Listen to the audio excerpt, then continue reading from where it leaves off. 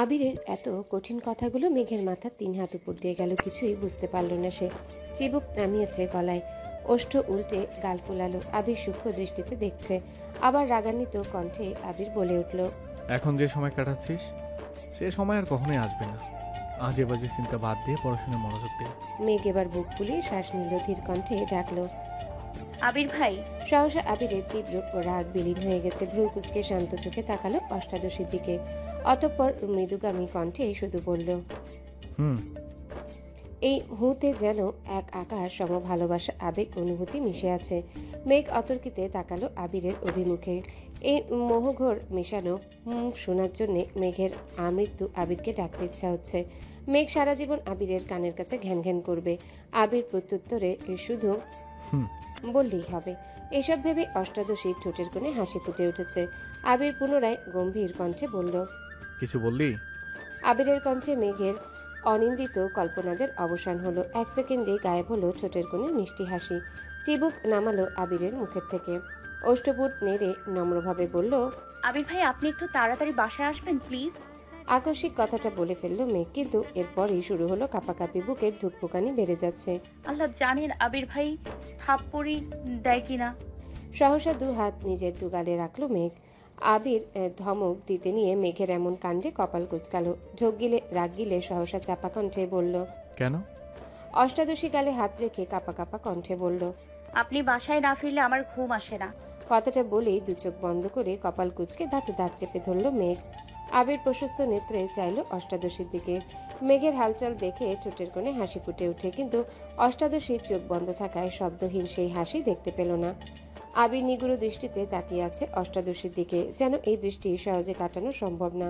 কয়েক মুহূর্ত চলল এভাবে। কিছুক্ষণ পর আবিরের ফোনে কল আসায় মনোযোগ নষ্ট হলো। পকেট থেকে ফোন বের করলো। অফিসের কল, তৎক্ষণাৎ রিসিভ করলো। 30 সেকেন্ড হবে হয়তো, কথা বলে রেখে দিল। এতক্ষণে মেঘ অনেকটাই স্বাভাবিক হয়ে গেছে, কিন্তু গাল থেকে হাত নামায়নি এখনো। আবির কল কেটে পুনরায় শক্ত কণ্ঠে বলল, আমার তাড়াতাড়ি অফিসে যেতে হবে। আমার খাওয়া শেষ হওয়ার আগে তোকে যেন খাবার টেবিলে দেখি। এই বলে করিডোরের দিকে পা বাড়ালো আবির। মেঘ পিছন থেকে কোমল কণ্ঠে আবারও ডেকে উঠল। আবির ভাই। আবির সহসা উত্তর দিল, হুম। এই হুম। টা ছোট্ট মেঘের বুকে বারবার যেন ধাক্কা লাগছে। কোমল কণ্ঠে বলল, বললেন না তো তাড়াতাড়ি আসবেন কিনা। আবির ঘাড় ঘুরিয়ে তাকালো। মেঘ সঙ্গে সঙ্গে মাথা নিচু করে ফেলল। আবির কিছুটা গম্ভীর কণ্ঠে বলল, আসতে পারি যদি তুই আমার কথা মানিস। আর কিছু না বলে দ্রুত পায়ে নেমে গেল নিচে। আবির এত সহজে মেনে নিয়েছে ভেবেই মেঘ খুশিতে আত্মহারা হয়ে যাচ্ছে। দ্রুত ফ্রেশ হয়ে চুলগুলো ঠিকঠাক করে হুটুপুটি করে নিচে নামতে লাগলো। হাসি মুখেই এসে বসলো আবিরের বিপরীতে। একবার দেখলো আবিরকে, প্লেটের দিকেও তাকালো, কিন্তু ততক্ষণে আবিরের খাওয়া শেষের দিকে। মেঘ খাওয়া শুরু করতে করতে আবির খাওয়া শেষ করে উঠে ফ্রেশ হয়ে অফিসের উদ্দেশ্যে চলে যাচ্ছে। মেঘ এক মুহূর্ত তাকিয়ে রইল আবিরের দিকে, তারপর স্বাভাবিক হয়ে খেতে শুরু করলো। আবিরের এত কথার মধ্যে হুম। টাই যেন বারবার কানে বাজছে মেঘের। সবগুলো কথাই মনে পড়ছে। খাওয়া শেষ করে রুমে গিয়ে শুয়ে শুয়ে আবিরের কথা ভাবছে। মেঘ মনে মনে নিজেকে প্রশ্ন করছে, সেই প্রশ্নের উত্তর নিজেই দিচ্ছে। সবশেষে সব প্রশ্নের একটাই উত্তর পেল। আবির ভাই চান আমি ভালোভাবে পড়াশোনা করি, তার মানে এতেই আবির ভাই খুশি হবেন। আজ থেকে আমি সিরিয়াসলি পড়াশোনা করব। তারপর দেখবো আবির ভাই আমার সাথে ভালোভাবে কথা বলে কিনা। কিছুক্ষণ শুয়ে থেকে সব ভেবে সহসা উঠে পড়তে বসলো। মেঘ সবসময় জোরে পড়ে। মেঘ পড়লে করিডোর থেকে শোনা যায়, পাশাপাশি তানভীর বা আবিরের রুম থেকেও মোটামুটি শোনা যায়। গোসল, নামাজ, কোচিং, টিউশন সবকিছু সময় মতো করছে মেঘ, যেন আবির আর রাগ দেখাতে না পারে। কি সব ধ্বংসের কথা বলল, এসব কঠিন কথা যেন আর শুনতে না হয়। আবির যেন সর্বদাই কোমল ভালোবাসা মিশ্রিত কণ্ঠে হুম। বলে, আর কিছুই বলতে হবে না। এদিকে মনোনয়নের ফলাফল ঘোষণা করা হয়েছে। তানভীরদের এমপি দলীয় প্রতীকে মনোনীত হয়েছে। পার্টি অফিস থেকে শুরু করে এমপির বাড়ি পর্যন্ত হইচই শুরু হয়েছে। নিষেধাজ্ঞা অমান্য করে সব গণহারে মিছিল দিচ্ছে। প্রথমবারের মতো মনোনীত হয়েছেন এমপি। তানভীর সহ সভাপতি, সাধারণ সম্পাদক, সাধারণ সদস্যরা মিষ্টি খাওয়াচ্ছেন সবাইকে। এক পর্যায়ে এমপির বাড়িতে গেল তানভীর সহ আরও 2-4 জন। এমপির মেয়ে হাসি মুখে তানভীরের সামনে এসে দাঁড়ালো। বাবা মনোনয়ন পেয়েছে এতে মেয়ের খুশির সীমা নেই, কিন্তু তানভীর মেয়েকে দেখে কিছুটা ঘাবড়ে গেছে। আবির গত রাতে বুঝিয়ে গেল, তারপর এই যদি মেয়ে পাগলামি করে আর সেটা এমপির নজরে পড়লে তানভীর শেষ। তানভীর কিছুটা ভীতু গলায় বলল। কিছু বলবে না? এমপির মেয়ে হাসি মুখে উত্তর দিল। হ্যাঁ ভাইয়া। তানভীর কপাল কুঁচকে বলল। কি? এমপির মেয়ে হাসি থামিয়ে কিছুটা গম্ভীর কণ্ঠে বলল। আই এম সরি ভাইয়া, আমি আপনাকে এই কিছুদিন অনেক জ্বালিয়েছি। আপনি এতবার বলেছেন আবির ভাইয়ের গার্লফ্রেন্ড আছে, কিন্তু আমি বিশ্বাস করিনি। গতকাল আবির ভাইয়াও বলে গেছেন ওনার জীবনে অন্য কেউ আছে। এই জন্য আমি সিদ্ধান্ত নিয়েছি আর কোনো দিন ওনার কথা জিজ্ঞাসা করব না আপনাকেও আর বিরক্ত করব না কখনো। আপনি অনেক ভালো। আমি চাই আপনি আব্বুর জন্য সর্বোচ্চ চেষ্টা করুন, যাতে আব্বু এমপি হতে পারেন। তানভীরের চোখ ছানা পড়া হয়ে গেল, মনে মনে বলছে, বাহ ভাইয়া, তোমার 2 মিনিটের কথায় আমার 15 দিনের সমস্যার সমাধান করে দিলে। You are great bro. হাসি মুখে বলল। তুমি যে বুঝতে পারছো এতে আমি খুশি। এইটুকু ও বলে ওই মেয়ের থেকে বিদায় নিয়ে এমপির সাথে দেখা করতে চলে গেল। বর্ষাকাল শুরু হয়ে গেছে, কিন্তু এখনো বৃষ্টি শুরু হয়নি। আজ বিকেল থেকেই আকাশে মেঘের গর্জন। মেঘ কোচিং শেষে বাসায় এসেছে। মেঘের গর্জনের শব্দে পড়তে বসতে ইচ্ছে করছে না, তাই বেলকনিতে দাঁড়িয়ে আছে। গোধূলি বেলায় টিপটিপ বৃষ্টি পড়া শুরু হয়েছে। মেঘ বেলকনিতে দাঁড়িয়ে রাস্তার মানুষের ছুটাছুটি দেখছে। সবাই ছুটছে নিজস্ব গন্তব্যে। মেঘ বেলকনি থেকে হাত বাড়িয়ে বৃষ্টি ছোঁয়ার চেষ্টা করছে। বৃষ্টির ফোঁটার স্পর্শে মেঘের সমস্ত অনুভূতিরা যেন অবশ হয়ে যাচ্ছে। হাত বৃষ্টিতে রেখে কল্পনার জগতে বিচরণ করছে মেঘ। বৃষ্টি বাড়ার সঙ্গে সঙ্গে বৃষ্টির ছিটে ফোঁটা মেঘের চোখে মুখে পড়তেই হুঁশ ফিরল অষ্টাদশীর। ব্যালকনি থেকে রুমে চলে গেল। টাওয়েল দিয়ে হাত মুখ মুছে বিছানায় বসলো।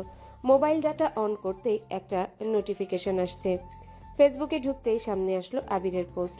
অফিসের ব্যালকনি থেকে তোলা হাতের ছবি। ফোঁটায় ফোঁটায় বৃষ্টির পানি জমে আছে হাতের সাথে। বৃষ্টি নিয়ে সুন্দর একটা ক্যাপশনও দিয়েছেন। মেঘ মনোযোগ দিয়ে ছবিটা দেখছে। অনুভূতিরা যেন নাড়াচাড়া দিয়ে উঠছে মনের ভেতর। আবির ভাইও বৃষ্টিতে হাত ভিজিয়েছে, তার মানে আবির ভাইয়েরও বৃষ্টি ভালো লাগে। ভাবতে লাজুক হাসলো মেঘ।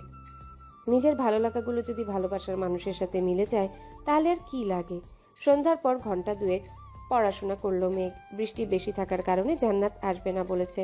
বাড়ির কর্তারা বাড়ি ফিরে এসেছেন সেই বৃষ্টির শুরুর দিকে। গাড়িতে চলাচল করায় বৃষ্টি ছুতেই পারেনি ওনাদের।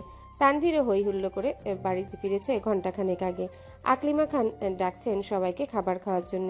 মেঘ নেমেই একবার দেখলো ডাইনিং টেবিলের দিকে। আবির এখনো ফিরেনি, বাকিরা সবাই আছে। মেঘ পা বাড়ালো টেবিলের দিকে। তখনই কাক ভেজা হয়ে ফিরছে আবির। মাথা থেকে পা পর্যন্ত ভিজে একাকার অবস্থা। মেঘ চেয়ারের হাতল ধরে দাঁড়িয়ে পড়ল। আবিরের এই অবস্থা দেখে মোজাম্মেল খান বলে উঠলেন, কিরে, এই বৃষ্টির মধ্যে আসতে গেলে কেন? বৃষ্টি কমলে আসতে পারতি। আবির চুল ঝাড়তে ঝাড়তে উত্তর দিল, অফিসে বসে থাকতে ইচ্ছা করছিল না। সিঁড়ির দিকে যাচ্ছে। মালিহা খান ডেকে বললেন, তুই কি এখন খাবি নাকি পরে খাবি বাবা? আবির সিঁড়ি দিয়ে উঠতে উঠতে উত্তর দিল, 5 মিনিটের মধ্যে ফ্রেশ হয়ে একটা হালকা গোলাপি রঙের শর্ট হাতা টি শার্ট সাথে কালো ট্রাউজার পরে নিচে নামলো। ততক্ষণে মোজাম্মেল খান, আলী আহমদ খান চলে গেছেন। তানভীরের খাওয়া শেষের দিকে। আবির চেয়ার টেনে বসতে নিলে মেঘের নজর পড়ে আবিরের দিকে। এই প্রথমবার আবির শর্ট হাতার টি শার্ট পরেছে, তাও আবার সাদা কালো রং বাদে। মেঘ শব্দহীন হেসে উঠল। দৃষ্টি তার আবির ভাইতেই নিবদ্ধ। আবির বসে বলল, congratulation Tanvir, go head, best of luck. মেঘের দৃষ্টি এবার তানভীরের দিকে যায়। তানভীর খুশিতে গদগদ হয়ে উত্তর দিল, থ্যাংক ইউ সো মাচ। আবির এবার কিছুটা চিন্তিত স্বরে বলল, এই বিষয়টা কি সমাধান হয়েছে? এবারও তানভীর হাসি মুখে জবাব দিল। জি ভাইয়া, আমার কাছে মাপ চেয়েছে। মেঘ মনোযোগ দিয়ে দুই ভাইয়ের কথোপকথন শুনছিল। সহসায় উত্তেজিত কণ্ঠে বলে উঠল। কি হয়েছে? আবির মেঘের দিকে তাকিয়ে উত্তর দিল, তানভীরদের নেতা দলীয় মনোনয়ন পেয়েছে। মেঘও এবার খুশি মনে ভাইকে অভিনন্দন জানায়, সাথে মিম আর আদিও অভিনন্দন জানায়। মিম মজার ছলেই বলে উঠল, ভাইয়া আমাকে ট্রিট দিবা না? তানভীর বলল, কি ট্রিট চাস বল। মেঘ তৎক্ষণাৎ উত্তর দিল, এখন ট্রিট লাগবে না, ভিজলে পরে বড় করে ট্রিট খাবো। তানভীর বলল, ঠিক আছে, আজকে তাহলে আমার পক্ষ থেকে তোদের নুডলস ট্রিট দিব রাত 10টায়। মিম বলে উঠল। তুমি রান্না করবা ভাইয়া? তানভীর দাঁত বের করে হাসলো আর বলল, হ্যাঁ, আমি রান্না করব, সাথে ভাইয়া থাকবে। আবির আকস্মিক কপাল কুঁচকে ঠাট্টা স্বরে জবাব দিল, ইস, তুই ট্রিট দিবি, আমি কেন হেল্প করব? আনন্দ যেমন তুই করে আসছিস, এখন একটু কষ্টটা তোকে করতে হবে। তানভীর ভ্রু গুটিয়ে এক পলক তাকালো ভাইয়ের দিকে, তারপর বলল, ঠিক আছে, আমি করব। তোমাদের আমার রুমে দাওয়াত রাত 10টায়। মেঘ, মিম আর আদি একসাথে বলে ওঠে। ইয়াহু! তানভীর আতকে উঠে বলে, এই থাম, চুপ কর। বড় আব্বু আর আব্বু শুনলে সব আনন্দ মাটি চাপা দিয়ে দিবে। তিনজনই থেমে গেল। তানভীর খাওয়া শেষ করে উঠে গেল। মেঘ খাচ্ছে, সাথে আবিরকেও একটু পরপর দেখছে। কয়েকবার দেখার পর হঠাৎ আবির চোখ তুলে তাকাতেই চোখাচোখি হলো দুজনার। মেঘ তখনও শান্ত চোখে তাকিয়ে আছে। মেঘের চাহনি দেখে আবির কপাল কুঁচকাল, কিন্তু মেঘের সেদিকে নজর নেই। মিম আর আদি খাচ্ছে, তাই আবির কোনো কথা না বলে টানা 2-3 ভ্রু নাচালো। এতক্ষণে মেঘের আবেশ কাটে। লাজুক হেসে মাথা নিচু করে ফেলে। মেঘ মাথা নিচু করে খাবার শেষ করলো। রুমে গিয়ে আবারও পড়তে বসলো মেঘ। আবির খাওয়া শেষ করে কিছুক্ষণ মা, মামুনি আর কাকিয়ার সাথে গল্প করলো। এত রাতে বাড়ি ফেরায় তাদের সাথে ঠিকমতো কথা হয় না ছেলেটার। গল্প শেষে নিজের রুমে যাওয়ার পথে কানে ভেসে আসে মেঘের পড়ার শব্দ। মুচকি হেসে রুমে চলে গেল। রাত 10টার পর তানভীরের রুমের সামনে হাজির হলো মেঘ। বিছানার উপর বসে আছে মিম আর আদি। তানভীর খাবার পরিবেশন করছে। মেঘ ঢুকতে নিলে তানভীর বলে ওঠে, বনু বসার আগে ভাইয়াকে একটু ডেকে আসবে প্লিজ। আর হ্যাঁ, জোরে ডাকিস না, আব্বুর কানে গেলে খবর আছে আমার। মেঘ মলিন হাসলো। মনের ভেতর ধুকপুক শুরু হয়ে যাচ্ছে মেঘের। গুটি গুটি পায়ে এগিয়ে গেল আবিরের রুমের দিকে। দরজা খোলা ছিল। মেঘ দরজা থেকে উকি দিল ভিতরে, কিন্তু রুমে কেউ নেই। ধীর পায়ে ভিতরে ঢুকে ব্যালকনির দিকে পা বাড়ালো মেঘ। আবির গ্রিলে হাত রেখে তাকিয়ে আছে আকাশের পানে। বৃষ্টি কম, তবে আকাশে মেঘের গর্জন হচ্ছে। আর কিছুক্ষণ পর পর বিদ্যুৎ চমকাচ্ছে।